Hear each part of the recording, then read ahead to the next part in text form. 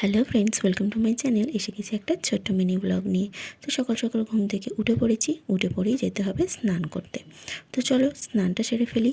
স্নান সেরে এসে দেখলাম এখানে তোড়জোড় হচ্ছে খাওয়া দাওয়ার। আমাদের খাওয়া দাওয়ার নয়, মিস্ত্রিদের খাওয়া দাওয়ার। আসলে তোমরা তো জানোই যে আমাদের বাড়িতে মিস্ত্রি লেগেছে, দোতলা তিনতলার কাজ হচ্ছে। তো তাদের খেতে দেওয়ার জন্যই এই ব্যবস্থা। তো তারপরে একটু হালকা করে আমরাও টিফিন করে নিয়েছিলাম। করার পর একটু রেস্ট নিয়ে সোজা চলে এসেছি হচ্ছে দুপুরের লাঞ্চে। আর আজকে ছিল হচ্ছে সানডে।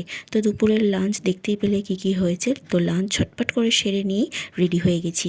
কোথায় যাব হচ্ছে একটু শপিংয়ে। তো সেই অনুযায়ী রেডি হয়ে গেছি। এই যে দেখো আমি এই ড্রেসটা পরেছি, পরে একটু তোমাদের সঙ্গে দেখিয়ে দিলাম। আর এই হচ্ছে আমার মা। এখানে পরেছে হচ্ছে একটা হালকা লাল ঢাকাই। ভীষণ গরম হচ্ছিল।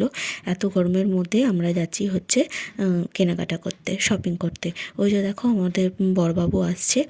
তো এই যে দেখো সবাই মিলে রেডি হয়ে আমি, মা আর বাপি, আর সামনে ছিল হচ্ছে বড়বাবু। তো এই চারজন মিলে চলে গিয়েছিলাম হচ্ছে পুজোর শপিং করতে। তো বেসিক্যালি গিয়েছিলাম হচ্ছে আদি ঢাকেশ্বরীতে শাড়ি শপিংয়ের উদ্দেশ্যে।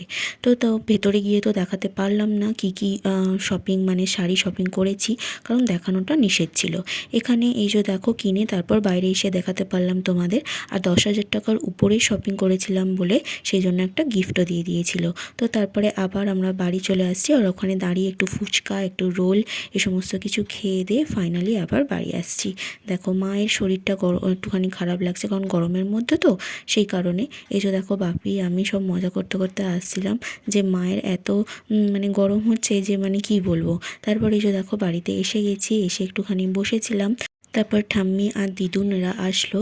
এসে তারপরে দেখা হচ্ছে কী শপিং করা হয়েছে। তো সেটাই দেখবো বলেই সমস্ত শাড়িগুলোকে সঙ্গে সঙ্গেই আনপ্যাক করে নিয়েছিলাম। আর তো এই ছিল আজকের ভিডিওটা ভালো লাগলে লাইক, শেয়ার, সাবস্ক্রাইব।